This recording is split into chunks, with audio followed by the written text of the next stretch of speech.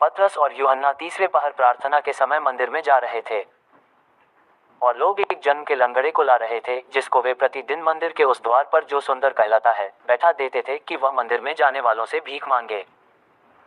जब उसने पतरस और यूहन्ना को मंदिर में जाते देखा तो उनसे भीख मांगी।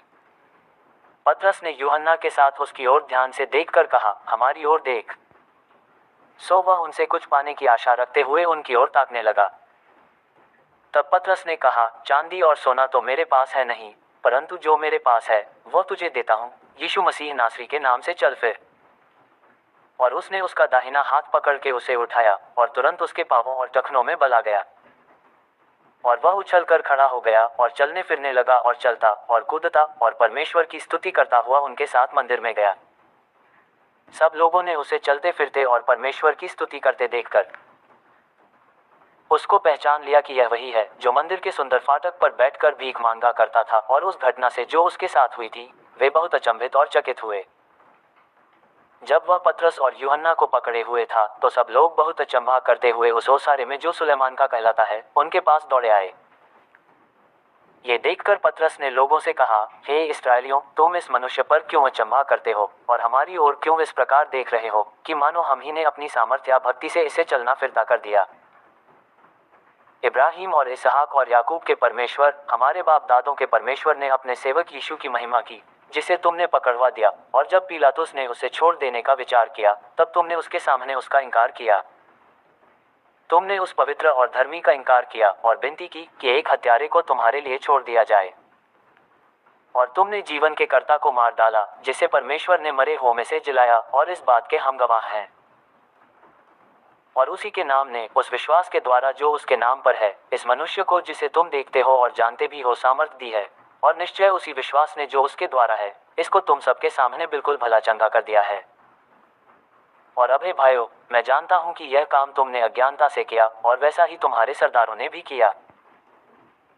परंतु जिन बातों को परमेश्वर ने सब भविष्यद्वक्ताओं के मुख से पहले ही बताया था कि उसका मसीह दुख उठाएगा, उन्हें उसने इस रीति से पूरी किया।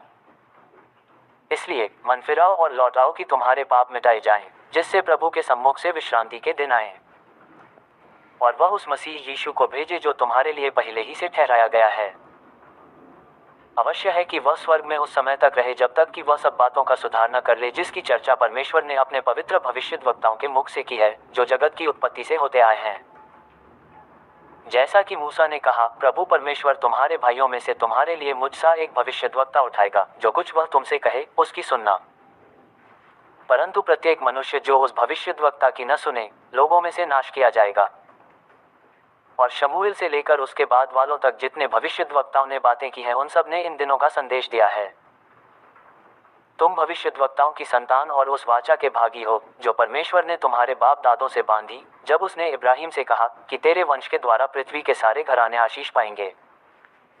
परमेश्वर ने अपने सेवक को उठाकर पहले तुम्हारे पास भेजा कि तुम में से हर एक को उसकी बुराइयों से फेरकर आशीष दे। जब वे लोगों से यह कह रहे थे तो याजक और मंदिर के सरदार और सदूकी उन पर चढ़ाए, क्योंकि वे बहुत क्रोधित हुए कि वे लोगों को सिखाते थे और यीशु का उदाहरण दे देकर मरे हुओं के जी उठने का प्रचार करते थे। और उन्होंने उन्हें पकड़कर दूसरे दिन तक हवालात में रखा, क्योंकि संध्या हो गई थी। परंतु वचन के सुनने वालों में से बहुतों ने विश्वास किया और उनकी गिनती 5,000 पुरुषों के लगभग हो गई। दूसरे दिन ऐसा हुआ कि उनके सरदार और पुरनिये और शास्त्री और महायाजक हन्ना और कैफा और यूहन्ना और सिकंदर और जितने महायाजक के घराने के थे, सब यरूशलेम में इकट्ठे हुए और उन्हें बीच में खड़ा करके पूछने लगे कि तुमने ये काम किस सामर्थ्य से और किस नाम से किया है।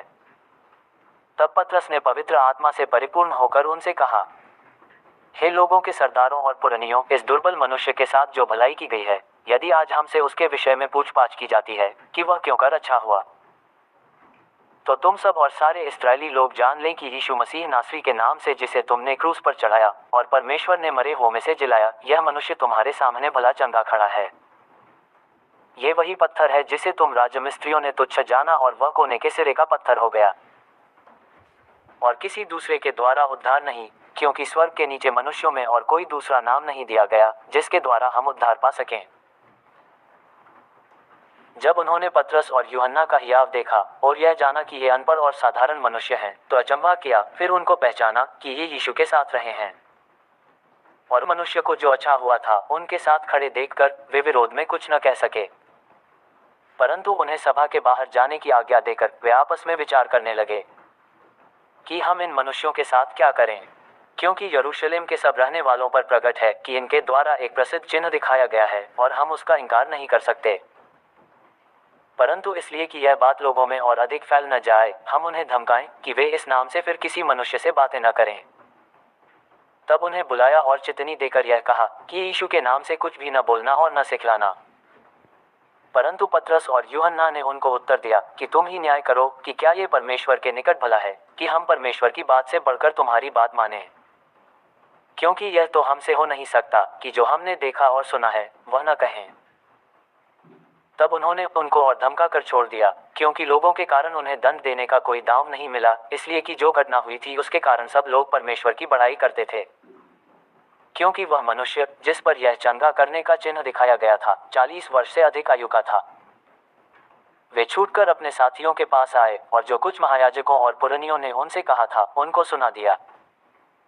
ये सुनकर उन्होंने एकचित होकर ऊंचे शब्द से परमेश्वर से कहा, हे स्वामी, तू वही है जिसने स्वर्ग और पृथ्वी और समुद्र और जो कुछ उनमें है बनाया।